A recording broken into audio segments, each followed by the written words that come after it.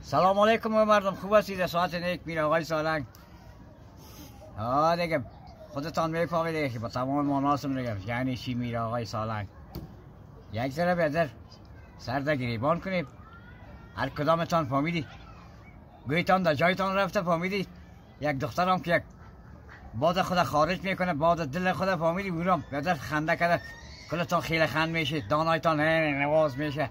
خیرت است مادر بچه، فهمیدی چرت خراب نکن میر آقای سالنگ، در کنار داری والا ایسه که کلش ملامت میکنم، کلشان فهمیدی چوب میزنم برات از یک سر که خودت ببینی. هیچ گپی نیست. میگم باد بنده در گنده در شکم هر بنده باشه. مادر چرت غینت خراب نکن میر آقای سالنگ، در کنارت هست، همه تو فهمیدی گل گلزار باشی، خودت گل باشی امرتی. چرت خراب نکنی. مردم بیازی ریشخند مردم هستن، ناک خدا کشه میسازن، کالی بیایم نوید دانشان دیم یک تا فهمیدی، یا یک دو تا که خودت هم سیل ببینی که میر آقا یعنی چی.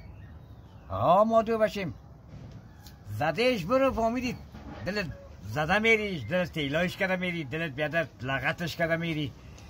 او بیادر نظر به شرافت خودت از دیگه مادوی جان، خدا یارت باشه. همه گفتم دیگه مقصد گپی نیست، فهمیدی. عشقتک و خلاص در قصیش نباش. با امان خدا باش و سلام.